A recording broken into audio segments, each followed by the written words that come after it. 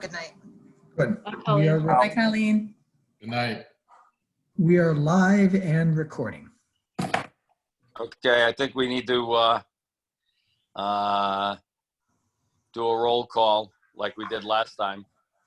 So I'll start it off. Larry Fish here. Alex Petrucci. Tom Rutliff. Henry Fair. Trisha Gardner.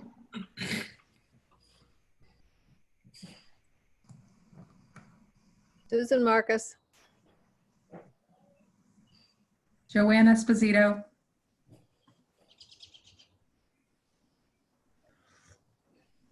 Jay said his name, but he's on mute. You're still muted, Jay. We can't hear you. Look Yes. down on the left of the. Of There your, we go. He's Okay, good. He's good. okay. What? Am I muted now? No. No. No, we can hear I you. didn't touch anything. Okay. Maybe Tom muted. Okay, so Rob, you want let's did we have minutes? Everybody have any problems with the minutes? So there actually were no minutes. I didn't see Yeah. any minutes, No, Right. just the agenda. just the Right. agenda. Okay. You're going to have to approve the last set and this set of meeting minutes at the next meeting. Okay, no big deal. And then I, remembering the agenda, we tried to keep it short and sweet. But the first thing is what we've been doing in the town with the pandemic. And Rob, Rob's been having a meeting. I know Henry's been at it a couple of times. Joanne, you've been there once or twice. Brian, I think you were there once. Yeah. They're every Thursday at 10. And you zoom in and it's just what the town looking to find out how they can help. And businesses can call in. You never know. Like today, I was the only business. Right, Rob? That was the first time that occurred, but yes. For the Yeah. first time today, we had more businesses out trying to make money than they were trying to figure out what was going on. Correct. Good. That's a good thing. It's an absolutely great thing. And the town has come up with little stickers that once you do your reopening Rhode Island plan, the chamber has them, and I think Rob has them, and you can put this little placard. It's got self-adhesive on it, on your door or window as people enter, saying that this is a what's the word, Rob? Well, we can, if you don't mind, I can share the Yeah. and the sticker itself. So Yeah. But I got mine today and put them up at the Wakefield Mall and at Fair Cleanness. So this was the concept. This is the letter that went out to seasonal residents, letting them know that South Kingstown businesses have been working with the state and with the town to ensure that they've got a safe harbor program. They've got a way of ensuring that the people coming into their shops are going to be relatively safe. So the letter, basically says, we've complied with the state plan, and we know that we're going to be exposed to some sort of inspection regimen over the course of the summer. And then the excuse me, the icon is just there. Yeah, that's what I put up in my windows today. Nice. It's just some way to let folks know that the business has in fact done what the state has identified as the best practice. And this is a town program. That the Program that confirms compliance with a state program, but yes. right. Well, putting it up you know, I don't think any place else in the state has that little placard, do they? No, we're the only town in the state that's done some sort of self-identification program to ensure that customers can know that the business has complied with state requirements. Great. So the brochure that we all saw last month got taken over by this letter that went out to all the out-of-state people, and that went out right before Memorial Day, and it was under Rob's signature, right, Rob? Yes. It was, yes. And that's what that transformed into. And the town and the chamber are working with Oyster Farm Productions, which is a chamber member, to do 1 minute, half a minute PSAs that are going to be run online with Facebook and that kind of stuff. And it's going to be little snippets, 5 seconds, 6 seconds, at iconic areas of town, businesses in town, like Matunic Oyster Bar and Perry's there saying, we're open for business and we're ready to go, that kind of thing. Right. Well, we found there were a lot of businesses in town that wanted to get the word out to the public, the broader public, that they were open and that they were practicing sound COVID-safe practices, but they didn't have the advertising budget. They simply, were operating under very tight revenue constraints because of COVID. So we, the town, have stepped up. We will be producing 2 30-second to 60-second videos featuring local towns in prominent areas that out-of-town residents are likely to recognize. Matunic Oyster Bar, Matunic generally is the sort of thing we have in mind, so that a video can be produced and published online that says, we're ready, we're open, we're doing the right things, and you can come down here with some confidence because we're doing what needs to be done to make sure that your visit here doesn't end up with you being sick.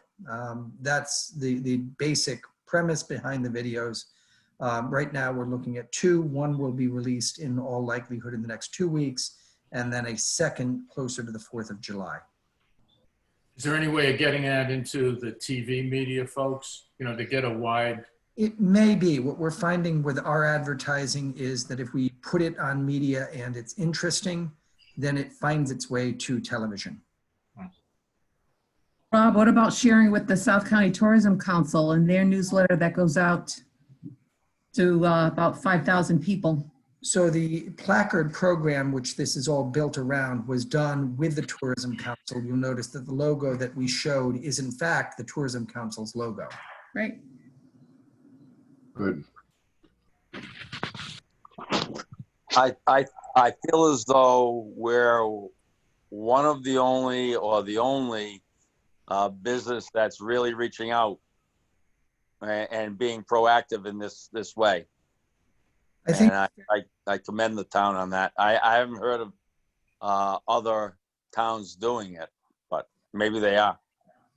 Well, we've reached out to all of the municipalities in South County, and we've also shared our program with the state of Rhode Island. I think it's fair to say that South Kingstown right now is doing more in terms of government intervention to support local businesses than any other municipality in the state. There's just no doubt in my mind that we're doing more to get a message out to potential customers that we are open for business and that we are doing the right things to ensure that if you come into our businesses, you're going to be as safe as the state protocols allow. The other thing that we talked about last month was that opening up of the restaurants, curbside, and then outside dining, and all the rules hadn't been formed then, but the town was working on expediting what could be a couple of month process into a couple of day process. And Rob has done that, right, Rob? Our temporary service permit program was aimed at making sure that reviews requests for opening up your service area, and that is really your alcohol service area, to an outside portion of your property or another property would be reduced from what would normally be a 2 or 3 month period to a 3-day period. Wow. And successful. We've had 15 businesses apply under the temporary service area expansion permit program, and 15 businesses have been approved within less than 2 days, actually, for each of those on average. So what we've got is, somebody's going to have to help me with the name of the business, but the Italian restaurant over on Kingston Road on your way out of town toward Narragansett. It's Catalina's? Catalina's, yeah. Catalina's. They are now operating in the parking lot over there. We've got the Tavern on Main, which is operating in an alley between the Tavern on Main building and the pharmacy next door. We've got, or Purple Cow next door. We've got Phil's, which is operating behind Phil's. We've got Mute, which is going to open operations in their parking lot this coming weekend. We've got Matunic Oyster Bar that is building out a deck on their building. Again, rapid response and permits issued within days, not months. We've got, what else have we got that's opened up out there? So if I could just jump in for a second. Yesterday, there was the Grow Smart. Susan, you were on that too. It was a great, revitalization of Main Street, and two main things that they are suggesting is, one, outside dining. People just want that for that comfort zone, and peace of mind. And then the other thing is possibly, like you're doing those videos, but each business, if they could somehow, even on their cell phone, and making just something short, showing inside, if they're gonna have dining inside too, or even I'd show videos of what it looks like, because I'm gonna be thinking, what is it? What did they do? What precautions did they do? So they suggest doing videos to promote what they're doing for inside or outside dining. How is the spacing? How are they cleaning? Things like that. So the videos and the outside dining were two really big things that they're suggesting. So there's no pride of authorship on these ideas, but those are both ideas that we've pushed in Rhode Island over the last few weeks. I think you guys are doing a great job, and maybe I'm the skunk in the picnic here, but has there been damage assessment? I mean, how bad are businesses left here? I'm thinking the tax base. There's a great effort to try to restart things, and no question about that. But I'm just curious, how bad is this? How many fatalities? What are we looking at in terms of the longer term damage? So the answer is no. No, there's not been a reasonable damage assessment at this point. We haven't had that yet. Do you know, Rob, how many businesses applied for federal aid, the PPE program, or anything else? Do we know how many businesses applied and how many were awarded funds and how much funding they were awarded? So one of my frustrations about the data collection being done by both the federal government and the state government is that they are not reporting those data at the municipal level. So no, the answer is we don't have solid data on how many businesses applied for PPP, and we don't know how many unemployment cases. Yeah, that was my next question. Yes. And we don't know how many businesses have filed for bankruptcy protection. And we are not likely to know those things unless an effort that we started again here at South Kingstown is successful. We've engaged the League of Cities of Rhode Island. who have engaged a center at Brown to be investigating whether or not we can get those state and national data sets broken down to a municipal level. That's not the way that these data are typically reported by the federal government, by the bankruptcy courts, by the unemployment office at the state level. It's just not the way these data are reported. They're reported in typical fashion, either by state or by county. And that's not going to do it for us. And how often do we get a report from the state about sales taxes and what damage the So we do have a recent release from the state on what they think the impact to the hotel tax and the meal and beverage tax revenues into the town are. It's substantial. We're still reviewing that report, which we got yesterday, but it's cut in half, basically. cut in half, did you Cut say? in half. Yeah. That's essentially, I mean, we're not done doing the analysis. We haven't quite figured out exactly what it is, but cut in half is about right. And what happened with the May 1st property tax for people who pay quarterly? You said last time that you didn't expect any great diminution or delay in people paying that. Did that work out? Yes, we haven't seen any decline in payments. Our payment rate is still in the high 90s. Okay. I have one other question. Did whatever happened with the food truck idea? Because one of the people at the Gross Part group yesterday was Patrick McMahon. I don't know how he pronounces his name, but he was at the Preserve Wakefield panel a year ago. Patrick McMahon. McMahon. Right, McMahon. One of the things I was wondering about was food trucks and whether food trucks are something that, I know there was some concern from restaurants that was going to steal their business and whatever, but I wonder if it wouldn't allow for an expansion of where food could be delivered and where neighborhoods could have access to food and could, in fact, I mean, either existing businesses or other businesses could take up a food cart, a food truck delivery system, and I wondered whether that has any potential to help. Yeah, so it's still a live issue. We've had a number of folks come to us looking for temporary permits for expansion of service areas, outdoor service areas where they could serve alcohol. So the food truck problem seems to be this. If you're an existing restaurant and you have a liquor license, you can expand your service area into really anywhere. I don't care, adjacent to your business or what have you. But if you're operating out of a food truck, the state law specifically prohibits you from serving alcohol. You can't do an expansion of a service area for a restaurant with a food truck.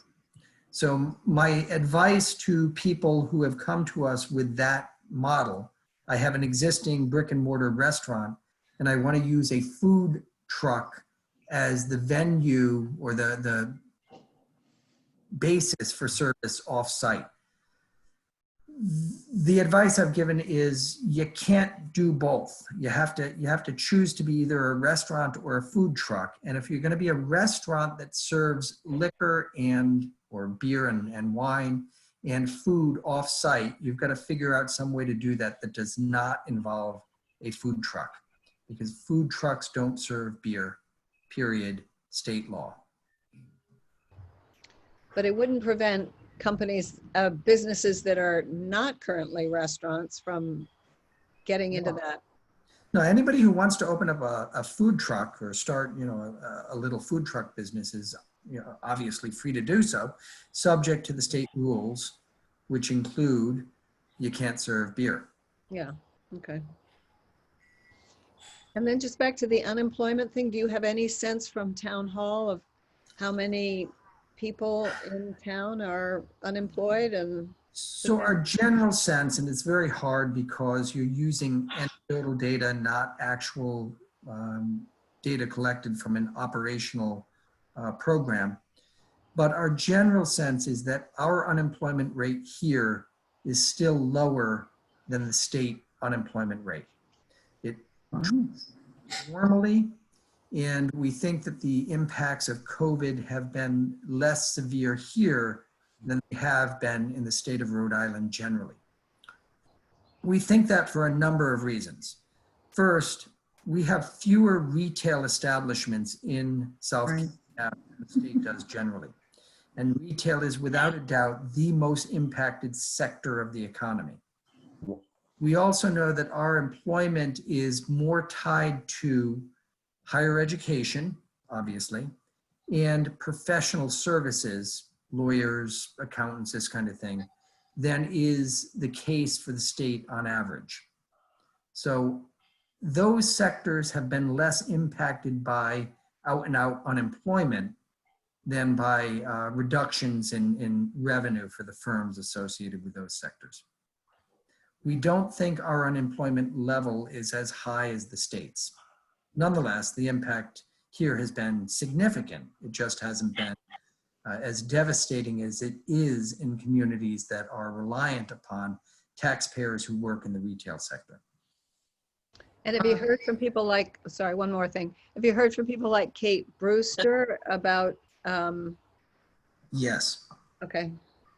Because it seems to me she might be serving a community that obviously wouldn't show up in the higher education or professional services group, who might be hurting and might need the town to do something for them. Right, so our Meals on Wheels program or equivalent programs are not, we've actually gone beyond Meals for Wheels and are providing meals well beyond what would have been permitted or allowed or supported by the Meals on Wheels program.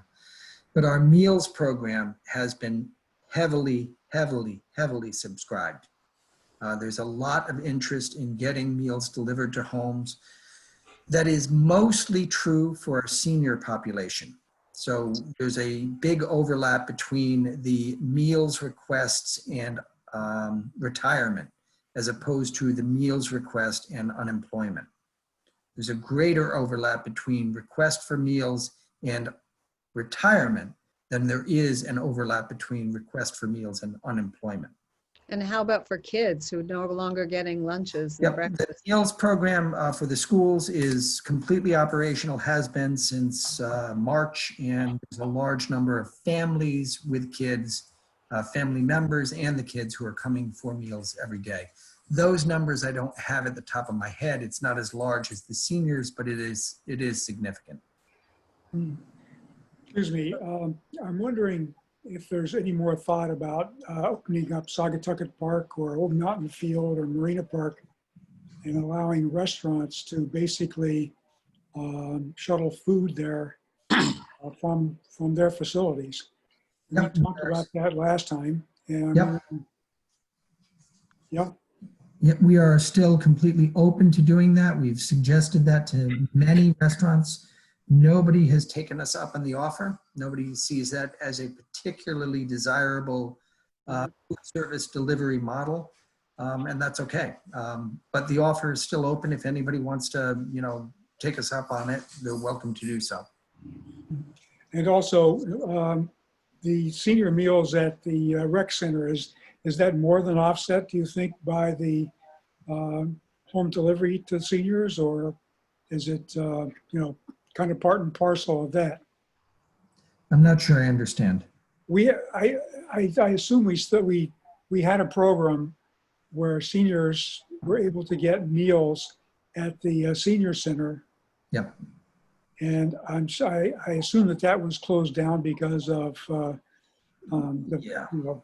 So is there a decent offset between that program and the meal delivery, or is the meal delivery a lot greater than that program was? Yeah, it's a lot greater than that program was. We've served over 10,000 meals in the last 2.5, 3 months. It is more than we typically see. Rob, I was wondering, and actually for the whole committee, here we are, the Economic Development Committee, maybe we could help out and each, tackle take on contacting various businesses in South Kingstown and just doing like a little survey of, how you're doing. Is there anything we can do to help, whatever. And just, be there to actually like take information in and report it back. Something like that. I spoke with Wayne from Graphic on Robinson Street a week ago, and his business has suffered quite a bit. He mentioned that he's probably gonna have to close the candy shop on Main Street. He provides a lot of equipment for the sports teams, and because there's no organized sports, he's lost out on the spring sales. So he's taken a big hit because of the COVID. Yep. 401 Studios has moved out of Main Street, and they're operating out of their basement, trying to make it a go of it that way. Massage on Main Street has closed. Spa Mosaic has been sold to a different person. It's gonna be a different Main Street. It's gonna be a different South Kingston. And I see Chase Bank is coming to Wakefield Pharmacy. Yep, they bought that. They took down that horrible sign. Yeah, I can't believe he did that because that was grandfathered in. Oh, well, but anybody with any taste would want that thing gone. So I'm not surprised. That Good. was worth $40,000. Can you believe? What a waste. Chase paid, I think, $3.2 million for that building. They paid 3.2 million for it? I think so. It's either 3.2 or 3.6. I can't remember which. Wow. Maybe Yeah. we should take it upon ourselves as the Economic Development Committee to recruit more banks for the town. Yeah. One on every block. They seem to want to come, so why not? Dunkin' Donuts in a bank. Well, to Joanne's point, is there something we could do? Like, could we help people apply for a PPE loan, or, is there some service that we could offer? Not in the PPP thing. That's really a quagmire, and I can go into that if anybody wants to know about that, because I'm deep in it, real deep in it. But if the town wanted data on unemployment or that kind of thing, maybe we could do a survey or something like that, or a canvas to businesses. But it's a very dynamic time right now in small business. People are pivoting on a dime in hours. Your business model is changing dramatically. And the federal programs like the PPP, they set them up, they tell you what the rules are, and then 6 weeks later they change the rules, and then they gave the extra $600 a week to unemployed people. So all your employees wanted to get laid off so they could get, because they were making $500 more a week, not working, and working 10 hours a week and collecting the $600. So it's a real quagmire and very detailed down to full-time equivalents, FTEs, to get forgiven. And the banks don't even know all the rules yet, because there's bills in Congress right now that are going to change the whole thing again. Yeah, they're gonna lengthen the amount of time you. Right. So you're right, Susan. The whole point of the PPP loan was 8 weeks. They funded you as if you were in an operation last year in 2019, your average payroll, and then they found what that it was. Well, you had to do it for the weeks, and then they multiplied it times 8, and then gave you another 25% for your mortgages and utilities and that kind of stuff. And you had to spend 75% On your employees. for your employees and 25%. Now they're switching that to 60-40, and they're not counting full-time equivalents in the forgiveness side of things. They've changed the formula on what a full-time equivalent is, and it's a moving target.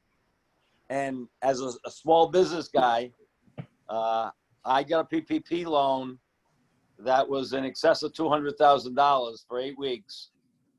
And I was supposed to spend that over the 8 weeks. So I've been paying my employees as if they worked last year. So 38 hours, 40 hours. They're only working 10, 14 hours. Some are working 30 hours. So I'm spending, the intent of the PPP program was not to lay anybody off, and you were insulating your employees from the pandemic for 8 weeks. Right. That was They're going to be just as capable as they were last year. All right. Yeah. So extending that to 24 weeks, I've got 1 week left of it. I've got 1 week left of PPP money. Extending it out 24 weeks, I'm going to be out of PPP money in a week. So now what do I do with my employees that are working 12 hours or 16 hours or 24 hours? Well, you're supposed to be able to go back and get another shot at the till. That's been talked about, but nothing has been passed. And time is of the essence. Mm-hmm. I'm going to be doing something with my employees a week from tomorrow. That's reality out there. And if they I hope they do fund it so the people that are going to run out don't lay off the people. If not, they're going to be doing work share programs, or they're going to be laying people off. There's going to be another whole wave of that if they don't do something. And I've emailed my congressional district, all 4 of them. I've talked to one personally for a half hour, and they're grappling with it. And it's real easy to extend the unemployment $600 a week extra through, I think one plan was January. All right. Then nobody's going to work until next February. So there's also a proponent in the Senate that they're looking to, instead of extending unemployment, the extra $600 after July, instead of doing that, refunding some more PPP money, or giving an incentive to businesses to hire people back. So that's where we're at, and that it's a very dynamic environment and very frustrating with business people right now. They're getting angry because we're very flexible and very creative, but when you give the goalposts and then in the 9th hour you change the goalposts, thinking you're doing something good, it really does. It just exasperates the whole situation. Larry, one thing that I noticed about the $600 in the unemployment is it doesn't work the same way the state unemployment system does. If you report any earnings whatsoever, it shuts down the whole amount of money per week.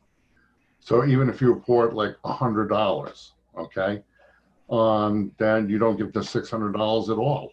So it doesn't provide any kind of incentive to do any kind of work at all, because the thing is shut off. Well, my I've got an employee that's a full-time employee for Pier Cleaners. He's on salary. He also has a part-time job, 12 hours a week. He lost that job. He was told to file for unemployment for those 12 hours a week, which he did, and he gets $100-something a week, Yeah. plus 600. So he's getting $600 from the feds, $100 for unemployment, and my salary that I'm paying him. Yeah, but That's reality. isn't he reporting that salary he gets from you? Oh yeah. And it But didn't shut him down? it doesn't matter. No, Holy smokes. that's Well, how this program is working. So finally, he's earning a living wage? Oh, Susan, that's precious. Thank you very much. Well, he obviously wasn't making a living wage from one job. He needed a second job. He's the person involved is making around $900 a week on my salary, $900 a week, and he had an opportunity to make more money, and he'd been working that second job for on weekends for a couple of years, and when that company laid everybody off, that company told him, go ahead and file. And he told him he had a full-time job at Pier Cleaners making this, and all that went in. But the claim is against that other company. Okay, yeah. Yeah. I know the PPP and the PPE processes are both fluid and complicated. Yeah. But that doesn't necessarily mean that we shouldn't be thinking about trying to help people who need to try to apply for that funding. I mean, I think the problem is that you really have to get down and dirty with people's records, and maybe they don't want that kind of scrutiny. But I do know there are groups that are trying to help people because it is complicated. They thought it up very fast and they didn't think it through completely, and there are all kinds of problems with it, and it goes through the banks and it does this and the other thing, and the SBA is old-fashioned and the computers are 1960, and so there's a lot of stuff. But that doesn't mean that that we couldn't try to help. But maybe it is. Maybe it's not. I'm sure it's not a good idea. But anyway. Well, we could probably advise on things of, maybe setting up tables this way, or making, just suggestions as being a customer ourselves. Sometimes people can't see what they're doing wrong in their setup. They just don't get the idea of what would make their customers more happy or more comfortable. So I don't know, maybe just you need another point of view, but. Yeah. Go ahead, Jay. Go ahead. Something that we possibly could do would be to sponsor a seminar in town for people to learn about the PPE program and other things that are available to them. That's number one. Number two, it sounds like we have fairly decent finances in the town. Do we have a youth summer employment program that we could look out for youths that are in families that are really impacted by this situation, and give them summer jobs with the town? So we do have a youth summer program, employment program, largely associated with the recreation department. Those folks have already either been hired or have been selected for this coming summer. I have no idea, to be honest with you, whether or not there was some sort of need-based criterion that went into the hiring process. Could that be expanded, Rob? Could we add, if the program is the same as last year, maybe that would be something we should look at, expanding it. We'd have to identify work that needs to be done. Yeah, well, there's plenty of work to be done. I mean, Cleaning up the weeds around the soil. Cleaning up the weeds, picking up the trash. Exactly. there's plenty of stuff for them to be done in the town, I'm sure. I guess the question is, do we have the money and can we identify kids who are really impacted by this? And that would make them feel really good about helping out their family. So the answer to the question, do we have the money, is complicated. I don't know the answer. We'd have to supervise the kids. The kids would have to be supervised too. I will say that we are currently in the process. We're voting now for a referendum that would reduce municipal spending by $300,000. Those $300,000 would not be available for this sort of program if that referendum succeeds. So, you know, I don't know. I don't know what money is available. We have $13.5 million in undesignated fund balance at this point.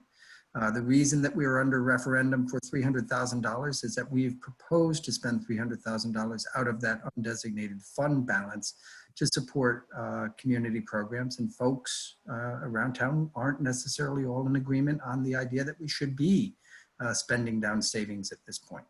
So Jay, to your question, do we have the money? The answer is I don't know. We certainly have $13.5 million of savings that we could spend at this point in time. We've proposed to spend some of that to ensure that the tax rate does not increase.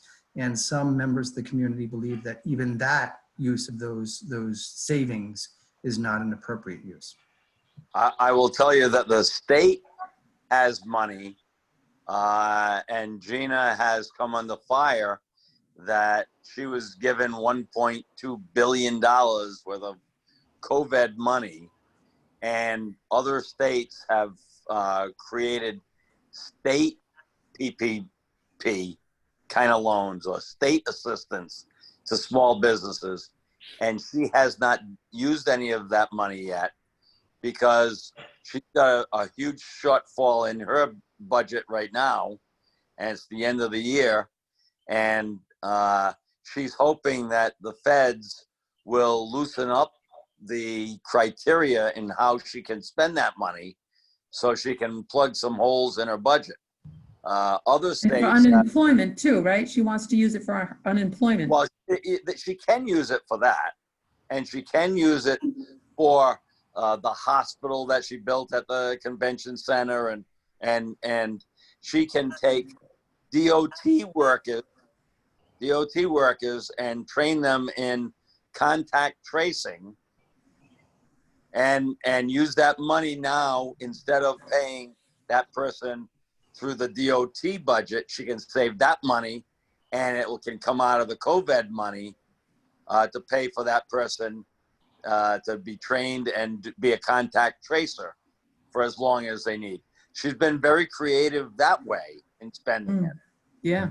But there's probably $500 million or more that's still available. She's bought all kinds of PPE and gloves and masks and hand sanitizer, and that's where that's coming from, that the chambers across the state are providing.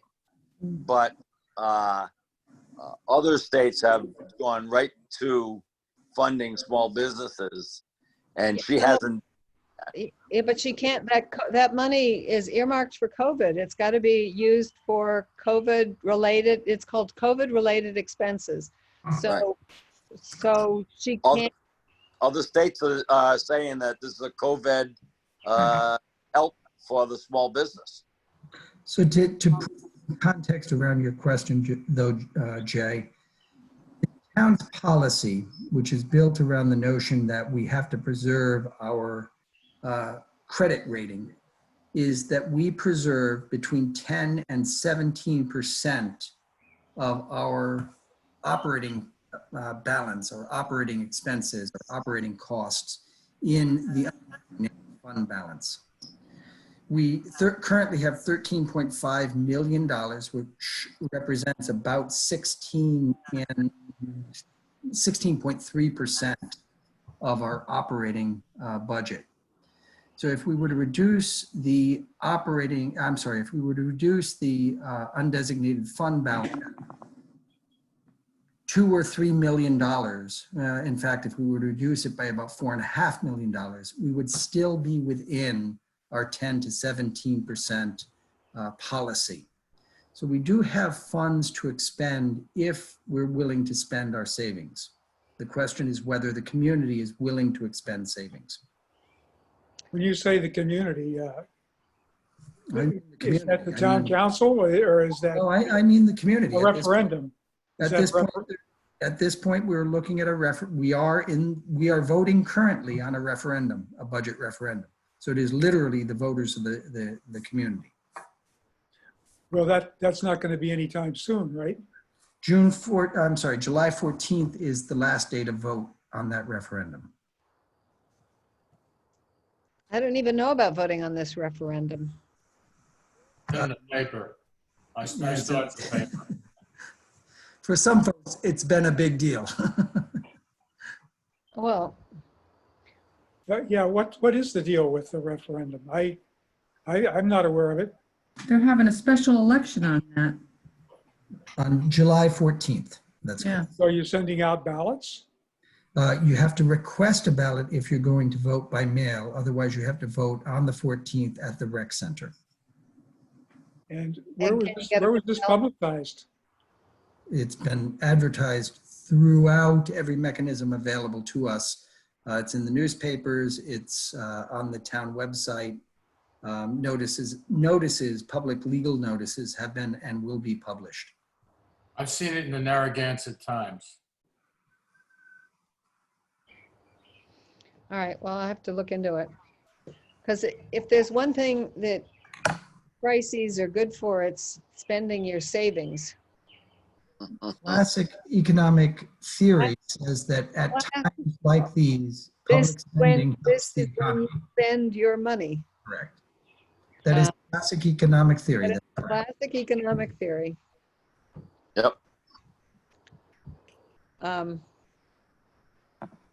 You're right. So I think Jay's idea is nice. I think it's complicated because it would require, I mean, the thing I worry about is it would require supervising kids, but obviously would also require figuring out what it is that would be most useful for them to do. But it's a very nice idea to think that kids might, in the place of summer camp or other things that they might have tried to do this summer, they'd have some activity and it could be financially rewarding, and it'd have to be cheap because they wouldn't be paying them very much, I imagine. Well, if they had $10 an hour, that, or even a minimum wage, that would be something. It would help the family. 40 hours a week, Well, you might not 30 hours a week. Yeah. Jay, I have to tell you, minimum wage is now above $10 an hour. In which state? Well, in Rhode Island. Not federally. Yeah. Well, I think that, it would be nice, but by the 14th of July, it'll be probably too late to do that. Yeah. It's too bad the town council can't take it upon itself to just say, hey, we're going to do this and it's going to cost this much. We're going to hire 25 kids or 30 kids and it's going to cost us $300 a week.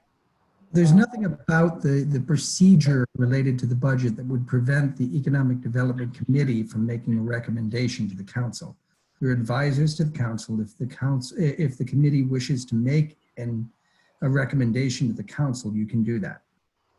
The fact that we're in a procedure related to the budget doesn't change your role and your relationship to the council.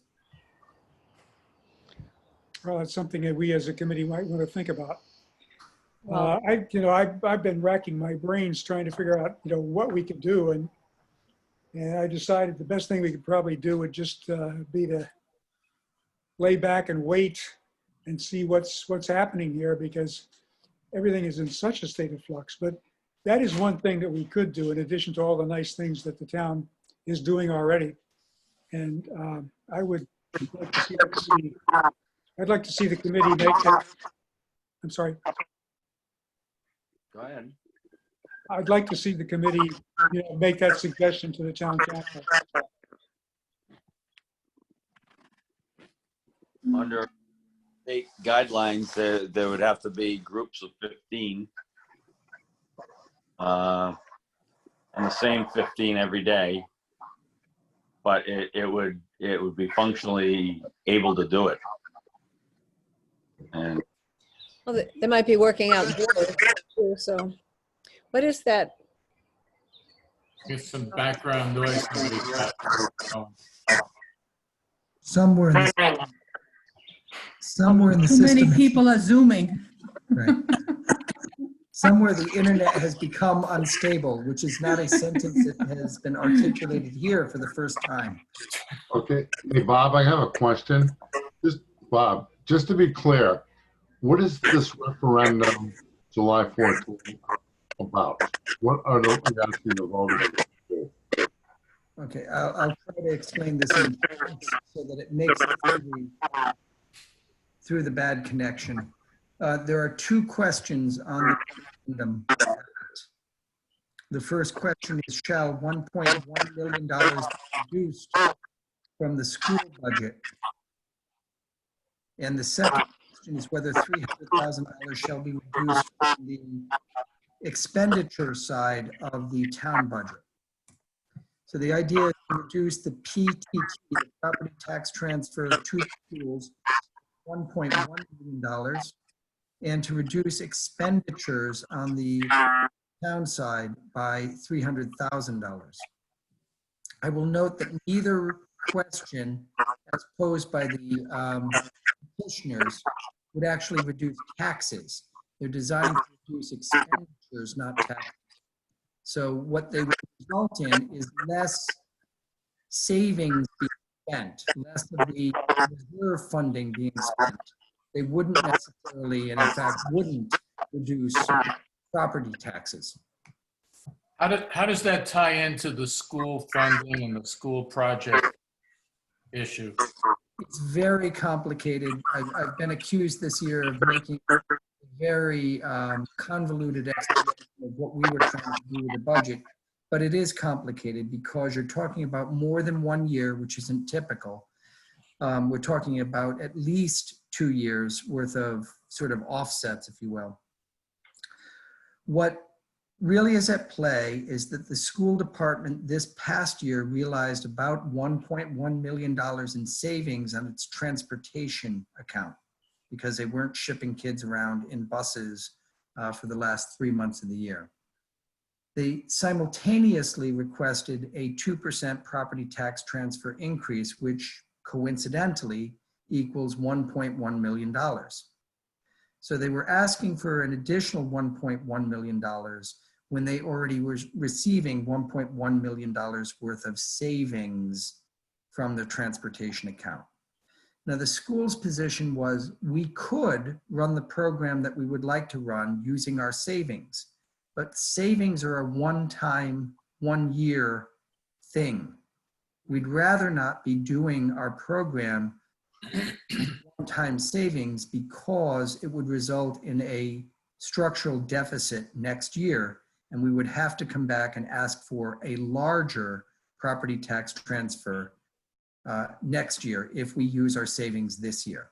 So we'd rather have the town give us a 2% property tax transfer this year and then give us an increase on top of the 2% next year, essentially going from 2% to 2% the next year to 4% all in 1 year. That's a simplification. We don't know the math on specifics of this, but that's about what the design is. In order to achieve that, we said to the school, fine, we'll give you your 2% property tax transfer this year with the anticipated growth of, again, something like inflation or 2% next year. But you're going to have to give us your transportation savings from last year. So you give us $1.1 million, we'll give you $1.1 million, and then we'll proceed forward. Members of the public objected to that strategy because they say that will increase the number that the maintenance of effort level will be calculated on. State law says we cannot cut funding below last year's level in any given year. State law says if you funded $10 last year, you begin with $10 this year, you can't go to $9. next year. You have to maintain your level of effort for education. That is clearly an education policy or education finance policy that's related to teachers' unions and all sorts of stuff that I can't get into, but it's clearly a policy set by the state that says your level of effort this year is the beginning point for your level of effort next year. So there are members of the community who say that what we've done here is we've allowed the schools to get a higher level of effort this year, and they would rather have us force the schools or have the schools forced to use their savings this year, which would maintain their level of effort at the same level as last year, as opposed to this year. Will it change the program? In all likelihood, not one iota, because the schools have the funding to achieve their program this year. Will it force reductions in the program either this year or next year? Perhaps, maybe, but maybe not, because we can still go to 4% increase next year. And that is almost certainly what the schools will ask for next year. So the fact that we're doing 4 next year instead of 2 this year and then 2 more next year seems to me a small thing. It seems to me an inconsequential point, but that is the point on which this referendum is built, I think.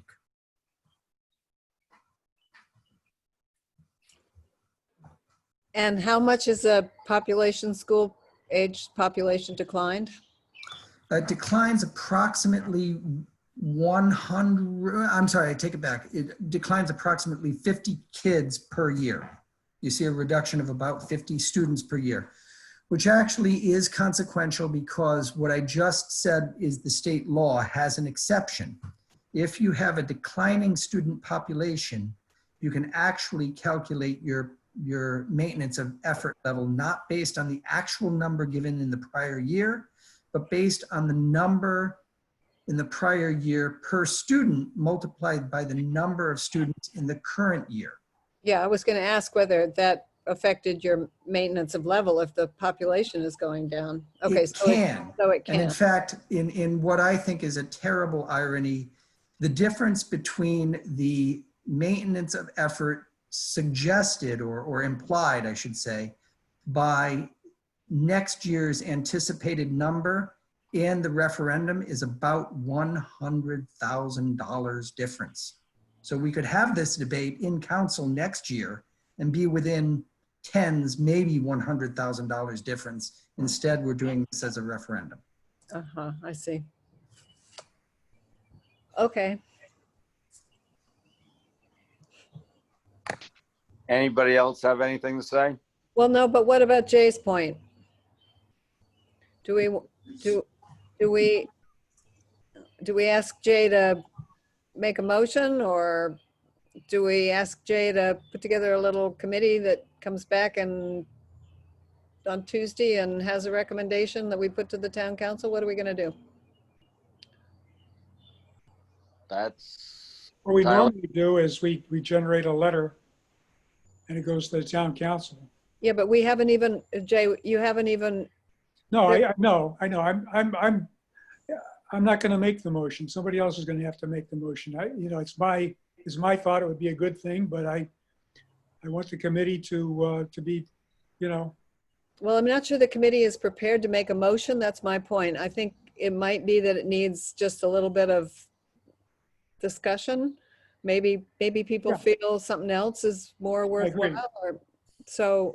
So before we make a motion to say we'd like to send a letter, I think there needs to be some discussion. And I don't have the feeling that everybody is stepping up to discuss it now. So either people aren't interested or we have to do it off the Zoom.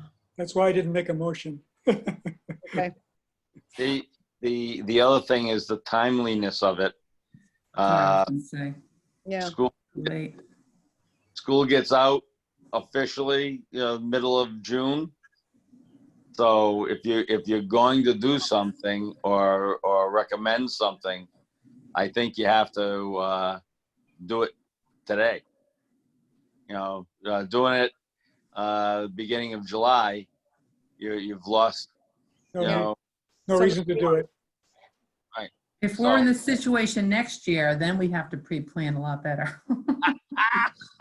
Well, so is there some other way in which we could help the more disadvantaged people in our community somehow this summer?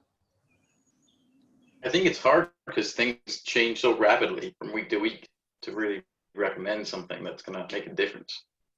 I don't know. That's just my feeling. We jumped in with both feet at the beginning to help the restaurants, which were really struggling, and get them to where there's a plan now, and they have a roadmap, and we've streamlined that roadmap, so that's done. I think that went well. I think that was good, but that's a sort of business to business thing. And I just wonder whether there is something we can do to help the more invisible people in our community. That's the only thing. And since I can't think what it would be, I thought Jay's idea was good, but it's maybe too late. So maybe there's nothing we can do. I don't know. I think it's a good idea. I mean, all you're doing is giving a recommendation, and maybe the council thinks about it and they decide to do it because they didn't think about it, and someone here, Jay, thought about it. I don't think it does any damage or hurt to say that we recommend that the council do like a pilot project to help youth in the town over the summer. You know, something like that. I mean, I'm not against it at all. It all depends on what the appetite is at the council, but they're going to be under a time limit as well. So a couple of thoughts on this. First, the council agenda for next Monday has been set. So the first time you can get before the council with a proposal for a program would be the 20th of June, which may not be too late. I mean, the truth of the matter is teen employment is going to be hit particularly hard by COVID. It's going to be the sorts of things that teens do in the summer in tourist towns that aren't going to be happening, or people are going to be doing themselves instead of hiring high school students or college students to do. So I do think that this is a particularly vulnerable population. I think that this is an area of the economy that does warrant some investigation, probably warrants some intervention. We haven't got any data. And we're not going to have any data because we've never had an incident like this one that we're going to be able to draw from, Right. Or draw information from.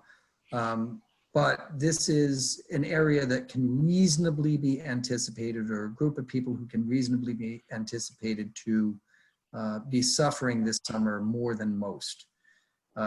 Having the town subsidize the employment of teenagers is not an irrational policy. It's a highly, highly unusual policy. I cannot think of a municipality. No, I take that back. I can think of municipalities, big cities, that have done this sort of thing in the past. I can't think of a small town. Well, you know, at $240,000, you could have 100 kids working for 8 weeks. So can I make a suggestion?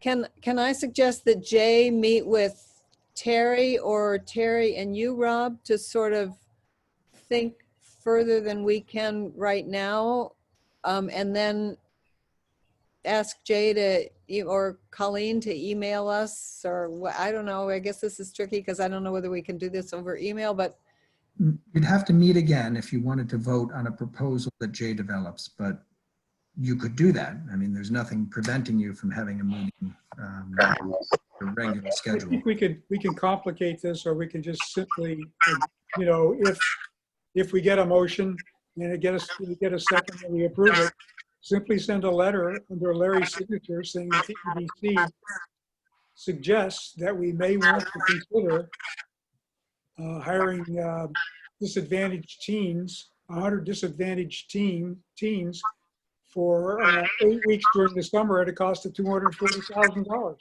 $10 an hour. So Jay, let me ask you a question about the proposal though.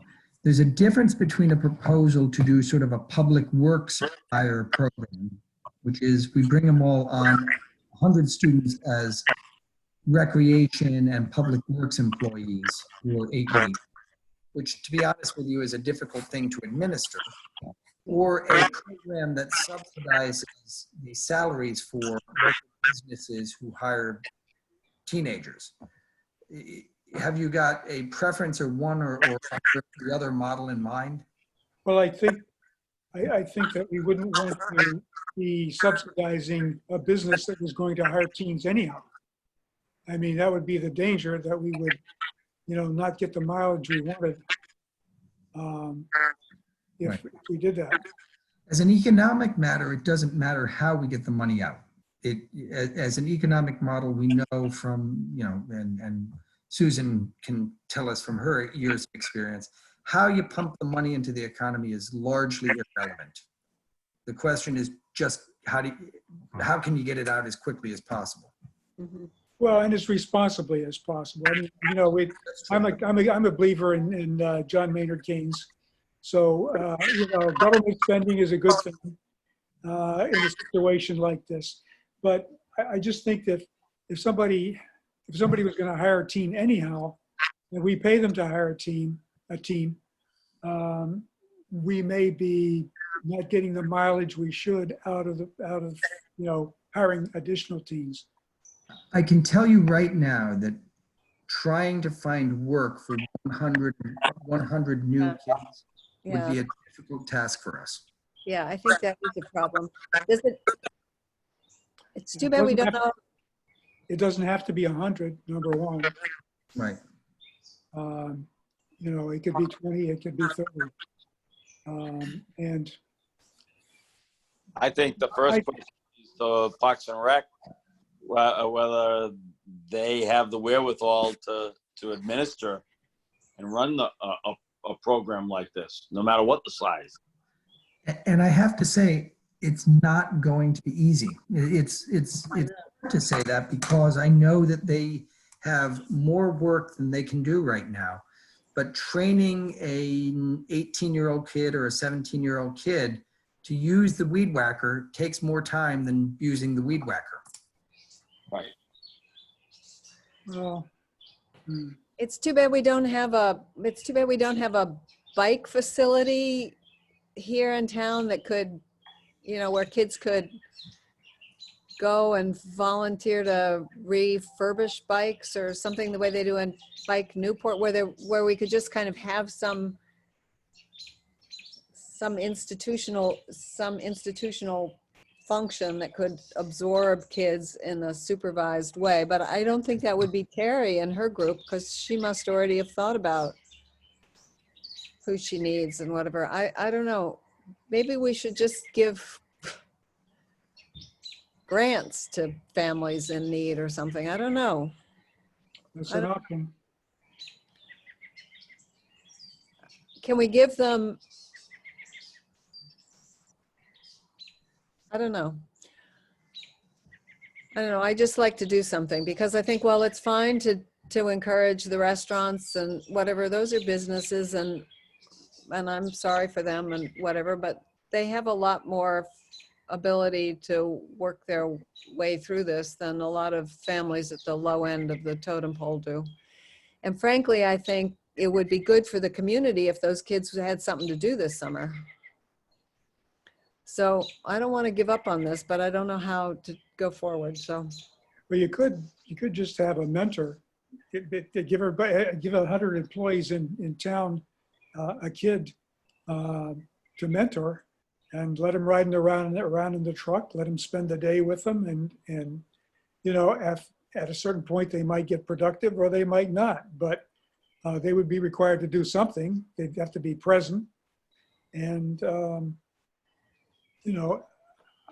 I too think that we need to do something.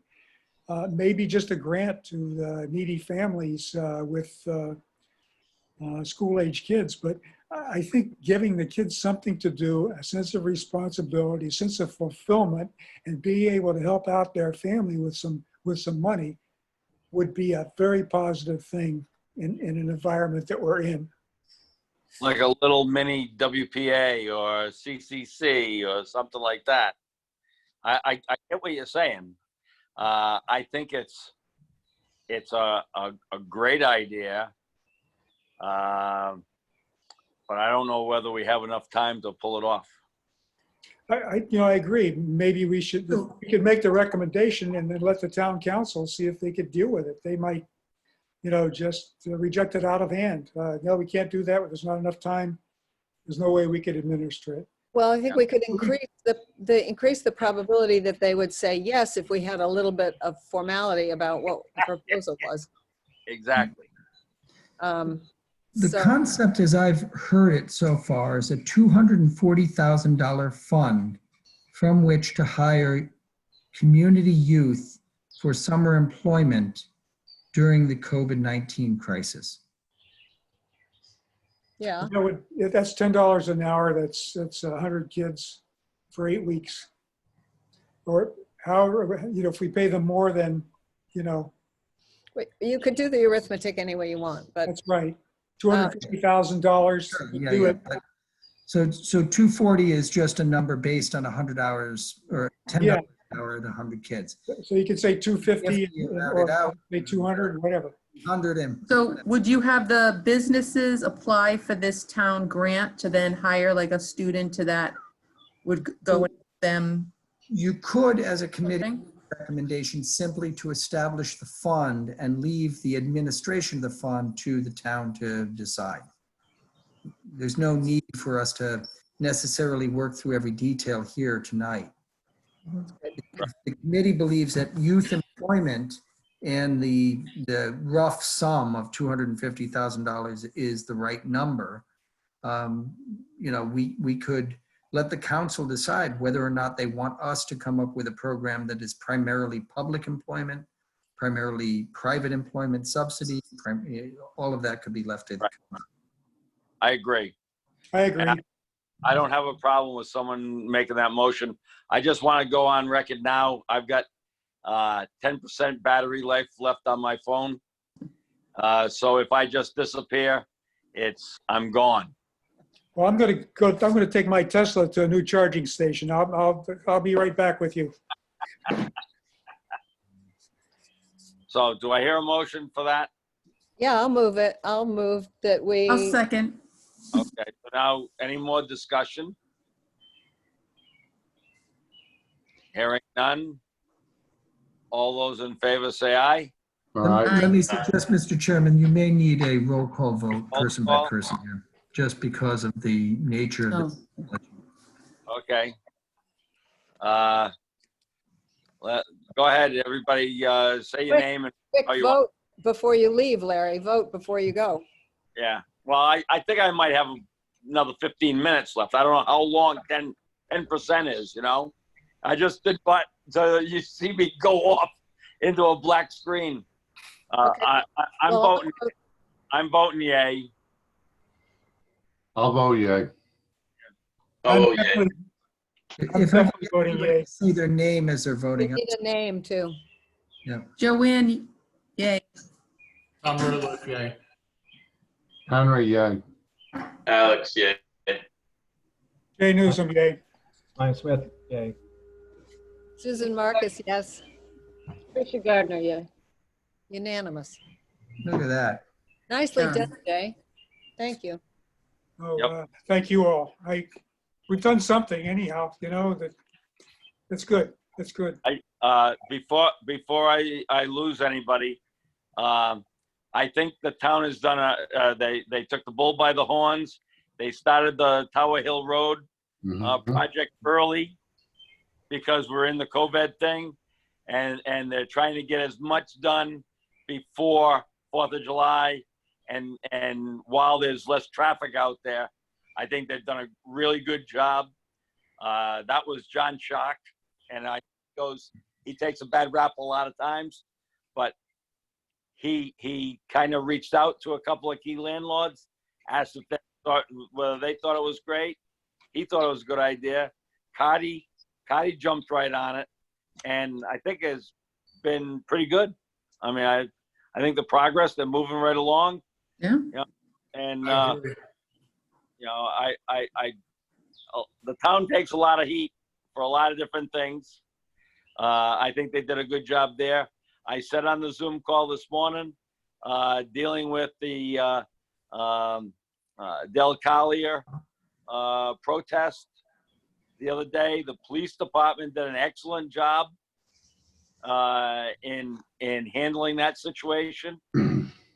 Another great thing, and that could have really impacted a lot of businesses in town, and it didn't. It went off almost without a hitch. That's another thing I wanted to put into the minutes today. Let's knock on wood. We've got another one coming next week, You know when? the 9th. All right. I agree that I think that the town has really been very active in trying to address a bunch of problems. And I'm very appreciative, Rob, that you liked Jay's idea of reaching out to some underserved youth, because I think that's a good thing. Yeah, and Rob, if you thought we could somehow create a database, our committee, to give you the data that you'd like on the town's unemployment or that aspect of things, if there was a way, I think the committee would be welcome to putting in the sweat equity to do it if it's possible. No, we for unemployment numbers, they should be official and we should get them from the state. That's, But they have them by county, Rob, by county and by state, right? So we could get it for Washington County. So Brown University is in fact working on this. They're trying to get us down to municipal level data. Hopefully we'll get there soon. yeah, All right, that's fine. They're better than us. yeah, for sure. They're good. They're very good. All right, anything else? We got? I was going to make a note, going back to what I tried to drum up last year. I think part of the solution here has got to be increasing the tax base. It's being decimated by COVID. And we all know that there's going to be more people working from home. I tried to drum up some support for attracting remote workers. I think now probably the numbers I gave you guys are doubling now. And it would take care of the school population decline and a million other things. If you look at the statistics, younger people spend a lot more money in town as opposed to the current demographics here. So I just wanted to say that again. I know we're still in the early stages of responding to this disaster. This is not high on the priority list, but I think it would be healthy for the town and for the tax base to get some of these remote workers interested in coming to an area that has a lot going for it and is very attractive. Want to put that in there. Rob, could you add that on to and put a note? The agenda for next meeting. Done. And also, You're right on, Tom. also we need to think about housing and the fact that those workers, if they come, are going to have a place to live. Agreed. Yeah. Agreed. I was going to suggest to add the Grow Smart revitalization meeting that we attended yesterday. Susan, did anybody else attend that? No, it's just the two of us. Just the two of us? Yeah. For the next, How did that go? next month's agenda. It was great. And talking about affordable housing, they said there was someone from the Community Planning for Woonsocket. It's like a nonprofit group, and they're really trying to take buildings and make them where there's about, 14 or 20 apartments, and then there's some retail space or an ice cream shop, stuff like that. And what they first thought was the community, the city said, oh, no one's going to buy these apartments, rent these apartments. And sure enough, within 1 month, they had them all rented. It was crazy. And it's just something that they're all suggesting. People don't want the big, large cities anymore. They want the small community cities and towns. So you want to live in a community in a town or a city, right in downtown, for that community feel and the, you know, the retail shops, the restaurants, walkabout, but you don't want the big city anymore. So we have a real opportunity here in South Kingstown to, if we can get more affordable housing. Exactly. Good. I think also we ought to just have a continuing item on the agenda. Not that we should be doing anything about it yet, just thinking about it. Our, is it tercentennial coming up? Right. 2023, just have it listed. We don't have to talk about it for quite a while yet, but it's going to happen, and maybe by then we'll be able to do something neat. I Westerly brought did a that great up at job the with theirs. council meeting. Pardon? Jay, I'm saying is I brought that up at the town council meeting in March, and I spoke out. Good. What did they say? There's nothing. Okay. Okay. All right. He's good. He's good. Anybody know anything else going around in town? Nothing but the virus. Yeah. Oh, do we know our R0 number? No, what? We Our don't. R0 number. We don't. The R naught number is the number of cases that result from a case, and we don't know. The reproduction numbers. Yeah. We Do we know also, how many- do we know how many people are in the hospital here with COVID? the immediate number, I don't have. The last number I had was last week's.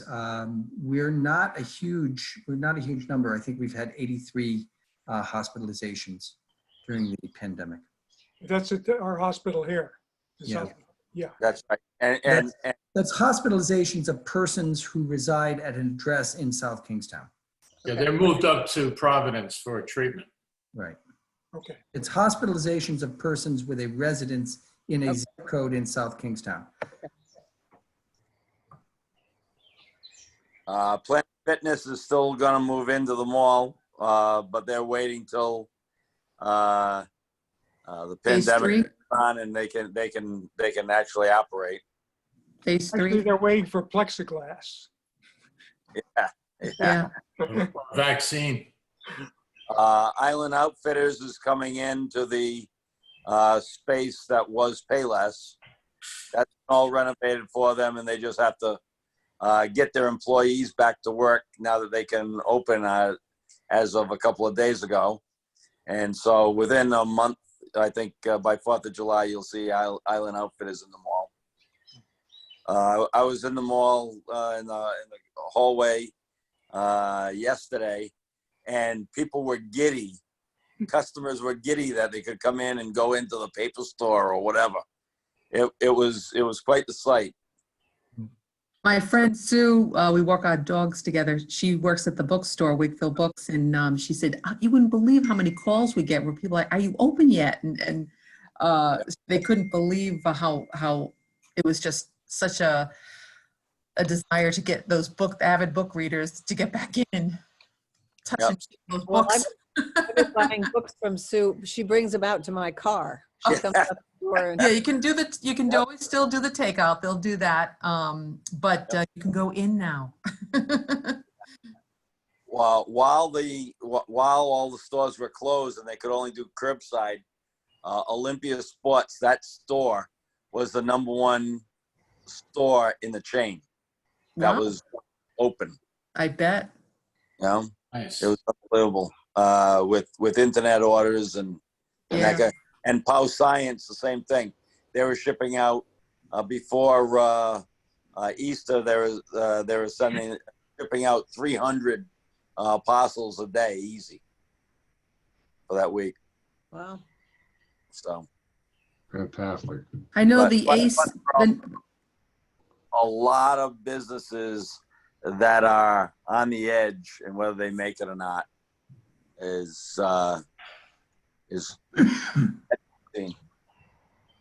That new ACE hardware store, Salks, they were looking for people, if anybody knows of anyone looking for a job.